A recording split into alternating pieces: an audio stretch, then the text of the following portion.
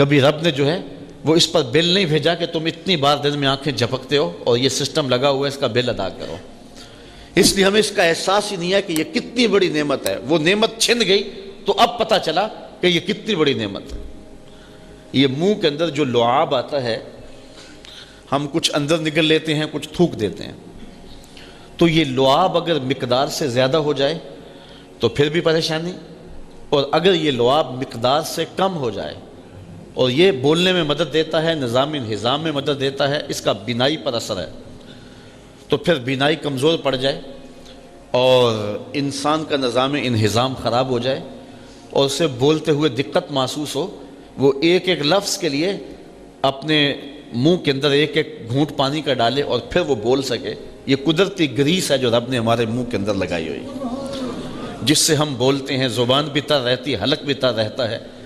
تو ذرا کبھی اس پہ ہم نے غور کیا کہ یہ کتنا بڑا سسٹم ہے رب نے جو قدرتی لگایا ہے. جتنی مقدار ہمیں چاہیے اندر سے اتنی مقدار ہمیں مل رہی ہے. تو اس طرح آپ اپنے جسم پہ غور کرتے چلے جائیں، اپنے اعضائے بدنیہ پہ غور کرتے چلے جائیں. رب کی قدرتوں کا ایک نمونہ ہے حضرت انسان. آپ کھانا کھانے لگتے ہیں تو ذرا اس پہ غور کریں کہ کھانا جب کھانے لگتے ہیں تو سب سے پہلے اس کو آنکھیں دیکھتی ہیں تاکہ اس میں کوئی کیڑا مکوڑا تو نہیں ہے، کوئی اس کے اندر ایسی شے تو نہیں ہے، کوئی غلاظت تو نہیں ہے.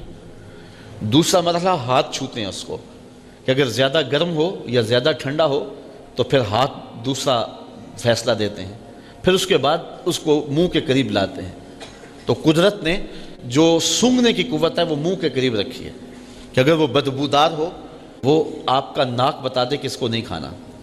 پھر اس کے بعد آپ نے زبان پہ رکھا، اگر وہ لذیذ نہیں ہے یا کڑوا ہے یا بد ذائقہ ہے تو زبان کہتے ہیں اسے یہیں سے اگل دو.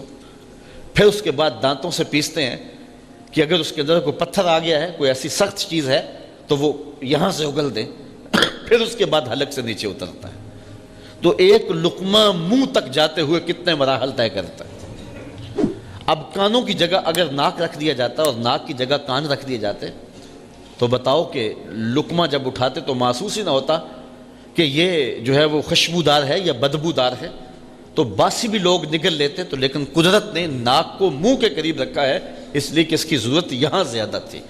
تو ایک لقمے کے اٹھانے سے لے کر کے اس کو منہ تک لے جانے تک، پھر زبان پر رکھنے سے لے کر کے چبانے تک انسان کتنے مراحل سے گزرتا ہے. یہاں ایک جملہ اور کہنا چاہتا ہوں کہ رب نہیں چاہتا کہ اس کے پیٹ کے اندر کوئی غلط لقمہ چلا جائے. پہلے دیکھ لے غلاظت تو نہیں، پھر چھو لے زیادہ گرم تو نہیں، پھر سونگھ لے بدبودار تو نہیں، پھر چکھ لے بد ذائقہ تو نہیں، پھر پیس لے کہ سخت تو نہیں ہے. جو رب یہ نہیں چاہتا کہ ایک لقمہ بھی غیر مناسب اس کے پیٹ میں چلا جائے، وہ رب کیسے چاہے گا کہ اس کے پیٹ میں حرام بھر جائے اور یہ جہنم کی آگ خریدتا رہے. تو اللہ تعالیٰ نے حضرت انسان کو یہ تدبر کے لیے سب کچھ دیا ہوا ہے، لیکن انسان ناشکر ہے اور وہ اپنے رب کی نعمتوں پر شکر ادا نہیں. تو اللہ تعالیٰ جل شانہ انسان کو جو بیماری لگی ہوئی ہے قنوط کی، ناشکری کی، رب کی نعمتوں پر سپاس نہ ادا کرنے کی، بخل کا مرض جو لگ چکا ہے، رب کی نعمتیں نہ ملیں تو واویلا مچاتا ہے اور نعمتیں مل جائیں تو پھر اس کو مخفی رکھتا ہے، اس کا اظہار نہیں کرتا، ابراز نہیں کرتا.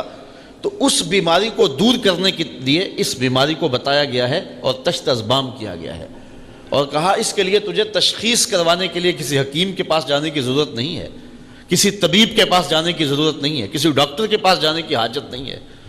تجھے کوئی صغرا کبرا ملانے نہیں پڑیں گے، تجھے کوئی تفکر اور تدبر کو دعوت نہیں دینی پڑے گی.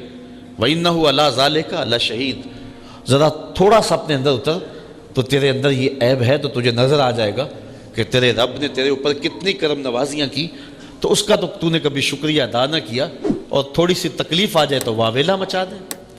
انسان اگر اپنے اندر غور کرے تو ہر وقت وہ گڑا رہے سجدے میں اور تشکر اس کی آنکھوں سے ٹپکے، اس کے طرز زندگی سے ٹپکے کہ اس کے رب نے اس کو کتنا کچھ عطا کیا ہے. بہت ساری نعمتیں ایسی ہیں جو رب نے ہمیں عطا کی لیکن ہمیں احساس بھی نہیں ہے کہ وہ نعمتیں ہیں. ہمارے وجود میں جو اللہ تعالیٰ نے سسٹم رکھے ہوئے ہیں، کتنے ایسے نظام ہیں ہمارے اندر جس سے ہمیں آگہی بھی نہیں ہے لیکن وہ سسٹم کام کر رہے ہیں. دنیا کا ایک امیر ترین شخص ہوا ہے اوناسس. اس کی آنکھوں کے یہ جو پپوٹے ہیں یہ کام کرنا چھوڑ گئے. اب ڈاکٹر سلوشن ٹیپ لگا کے اس کی آنکھیں کھول دیتا تھا، اور جب اس نے سونا ہوتا تو وہ اتار دیتا اور آنکھیں بند کر دیتا۔ تو کسی نے اناسس سے پوچھا کہ تیری زندگی کی سب سے بڑی خواہش؟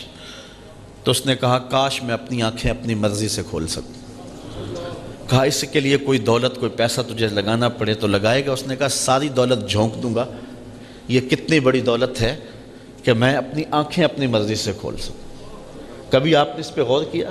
ادھر تنکا اڑا، ادھر آنکھ جھپک گئی، یہ آٹومیٹک سسٹم رب نے رکھا ہوا ہے۔